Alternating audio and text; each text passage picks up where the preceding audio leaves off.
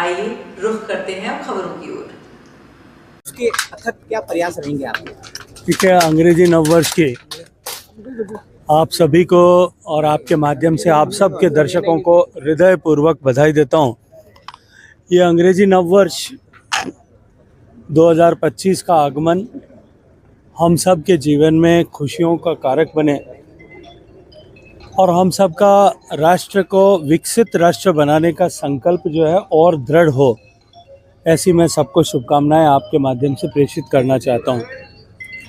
जैसा मैंने पूर्व में भी कहा, माननीय प्रधानमंत्री जी के नेतृत्व में जिस तरह से हम भारत का इंफ्रास्ट्रक्चर डेवलपमेंट करने में तेज गति के साथ काम करने में कामयाब हुए हैं और दूसरी तरफ भारत ने जिस तरह से आर्थिक दृष्टिकोण से जिस गति के साथ में प्रगति की है, पूरा विश्व चमत्कृत दृष्टि से भारत की तरफ देख रहा है और निश्चित ही उसके चलते हुए भारत को जानने, भारत को नए सिरे से पहचानने, भारत के प्रति आकांक्षा और कौतूहल का भाव पूरे विश्व भर में बढ़ा है, जो आने वाले समय में पर्यटकों की बढ़ती हुई संख्या को ऐसा परिलक्षित करेगा। इसके साथ साथ में भारत की बढ़ती हुई अर्थव्यवस्था के चलते हुए सरकार के विभिन्न प्रयासों, जिनके तहत लोग गरीबी की रेखा से बाहर निकल करके मध्यम वर्ग की श्रृंखला में आए हैं, ऐसे लोग जब देश में अपने घर से बाहर निकल कर को देश को जानने के लिए धार्मिक स्थलों पर, हमारी नेचुरल रिसोर्सेज को देखने के लिए, हमारे पर्यटक स्थलों पर जिस दृष्टिकोण से जा रहे हैं और जिस गति के साथ जा रहे हैं, उसने एक बड़ी उछाल हमारे पर्यटकों की संख्या में ऐसी उसके चलते हुए दिखाई दी है।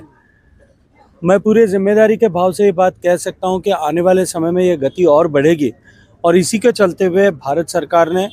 Alternative destination development for decongestion of existing tourist places, जो हमारे पहले से पर्यटक केंद्र हैं,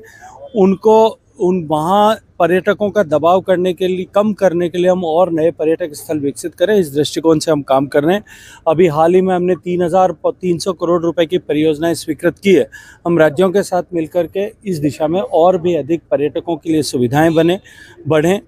पर्यटकों के दबाव के चलते हुए जो है इंफ्रास्ट्रक्चर जिस तरह से क्राइसिस बनती है, उसको डिकंजेस्ट करने के लिए किस तरह के प्रयास किए जा सके, इस पर काम कर रहे हैं। धन्यवाद।